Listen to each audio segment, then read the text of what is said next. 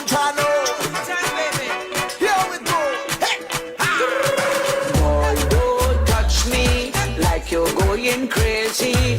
Let go me hand. Let me jump up in the band. I don't want nobody to come and stop me. Leave me, let me free up. Myself, let me jump up. So leave me alone. I am going home. So leave me alone. I am going home. Let me party, let me party, let me party, let me party.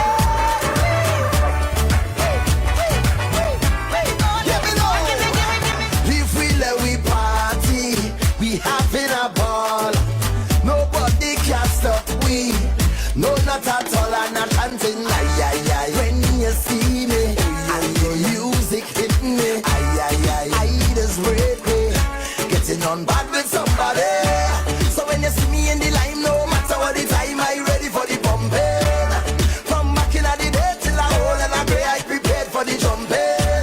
If you're 15 or 25, if you're 50 or 70. You're listening to CHAH, My Radio 580 AM. My Radio 580 AM. Locally owned and operated radio station. My Radio 580 AM, bringing Albertans together. All right, that was a little bit of Calypso Rose. Just telling Yes. Mr. Smith here that she's in her 90s and still doing it. That's incredible. Oh, yeah. Much Oh, yeah. respect to her. Oh, yeah. No. Longevity in music is one thing that is attached to Calypso Rose. Absolutely, man. That's Now, incredible. before the break, we were Yeah. talking about the concept of the immigration Yeah. conversation and how Sure. how it impacts so many things. Yeah, we've got 9 other questions that are Yeah. in this referendum in October, so Yeah. for a total of 10.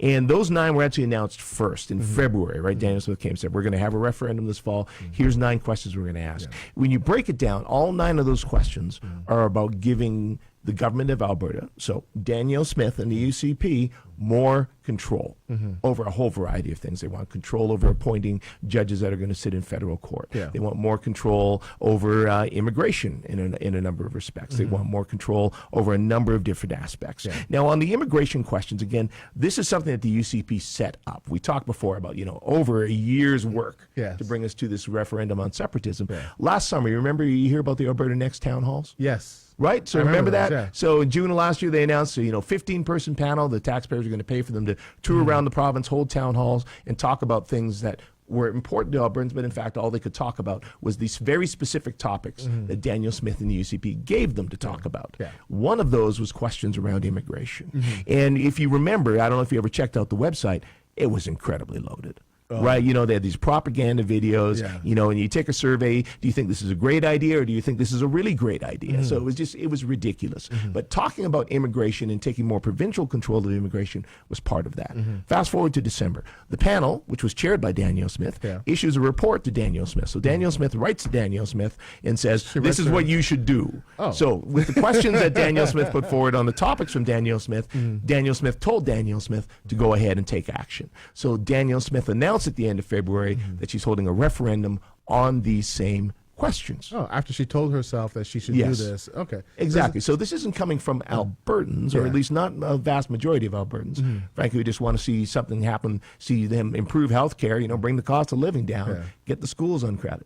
But so it's really coming from the government. So not only is she asking the question to decide that she wants to ask a question, she's also asking herself for a report that she gives herself to decide if she wants to ask a question about a certain topic based on a conversation that she had with herself. And she's been very clear about this. I don't know if you know Cord Blunt and the anti-coal petition, the Water Not Coal petition. Yes. So they were denied, weren't they? they were denied by Alexis Delbert. That's a whole other thing. But he's been doing a lot of interviews, and he's talking about, he sat down with Daniel Smith in mid-May, May 11th. To have a conversation about his petition. And he said, hey, if this goes through and it's on the ballot and you put this up on your referendum website, we want as much editorial control on our question as you have on yours. Because it's very clear you've set yours up, how you want to frame them. And she said this out loud to him, to paraphrase.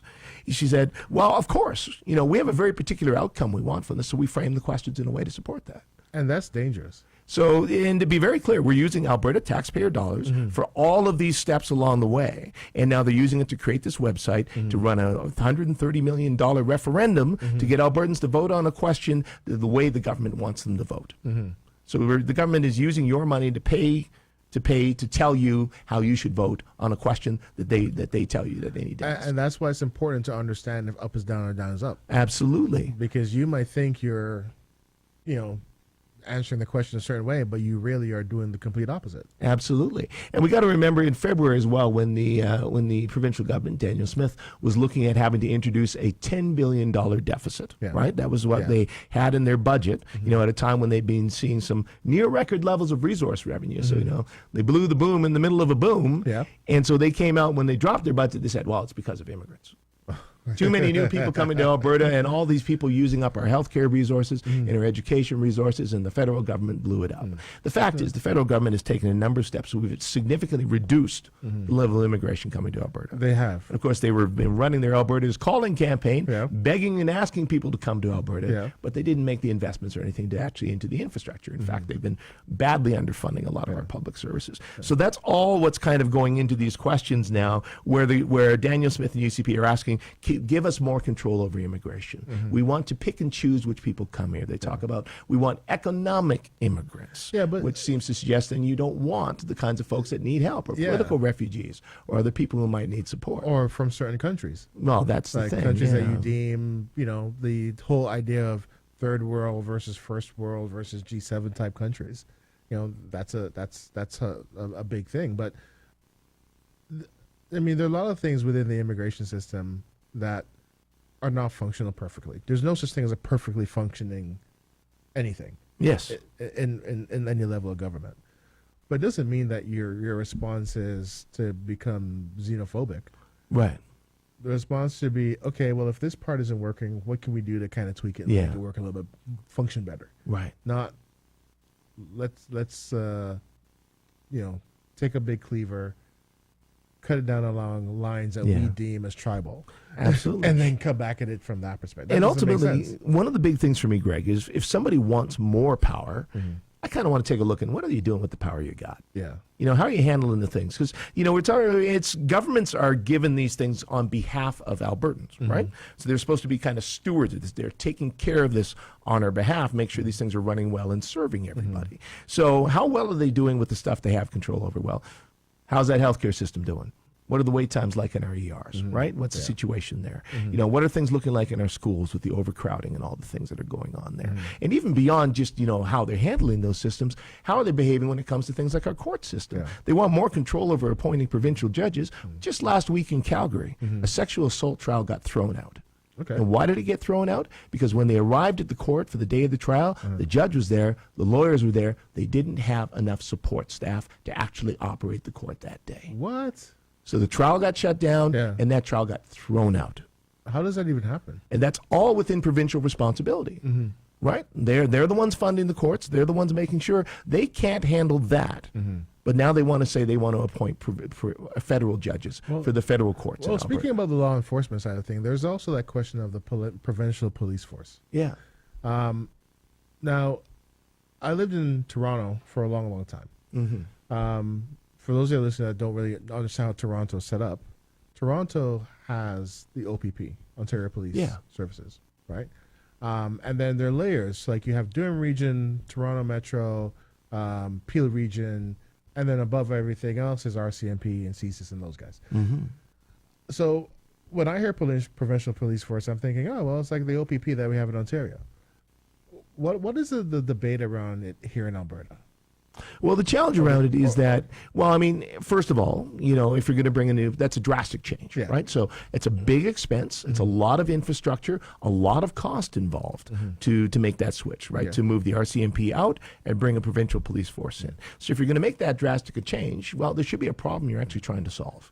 And so far, nobody's been able to articulate an actual problem. Now, are they advocating to remove the RCMP? Because that's isn't that near impossible? Because the RCMP is the federal. So basically, the RCMP has two levels. Yeah. There's the federal operations of the RCMP. Yeah. So they do federal policing. They do they work with the border agencies. Yeah. They do federal investigations, that sort of thing. They handle foreign interference, some of that stuff. Then there is contract policing. Okay. Where the RCMP is contracted to provide policing services in provincial jurisdictions. Okay. So the RCMP are the contracted police service for a large chunk of Alberta. Okay. Right? So outside your major centers where they have their individual police forces, Edmonton, Calgary, Lethbridge, Medicine Hat, right? The RCMP polices in the other areas. Okay. So what it comes down to, this again has been something that was part of the Free Alberta strategy, as part of the firewall letter. The folks that are pushing a provincial police force, it's not at the core because they say the RCMP are doing a bad job. It's because they're saying we want more independence from Ottawa. And this is a federal police force contracting here, and so we don't like it. And so you see conspiracies amongst separatists and they'll say, well, the RCMP, they take their orders from Ottawa. Right, and they, there's like there's the gun buyback program and stuff like that, right? Yeah. And we've seen those sentiments being stoked. Now, after they've sort of moved that forward, now of course we have heard Public Safety Minister Mike Ellis, attacking the RCMP and say they are not doing an adequate job, they're not staffing properly, they're not responding to calls quick enough, that sort of thing. But those are really the excuses after the fact. Yeah. People are frustrated with policing in rural areas because it's difficult and it's challenging and it's expensive. It's a big area. Absolutely, It is. It's not small territory. Indeed. And, the new Alberta Sheriff's Police Service does not in and of itself solve any of those problems. And in fact, is only going to add a handful of new officers on the ground in the province in the next year. So that's kind of what's at the root of a lot of those things. And it ties back into, again, this question of control. So with this referendum question, that's kind of why the position I take and all of my colleagues, I think in the Alberta NDP caucus, is remain in Canada and no to the rest.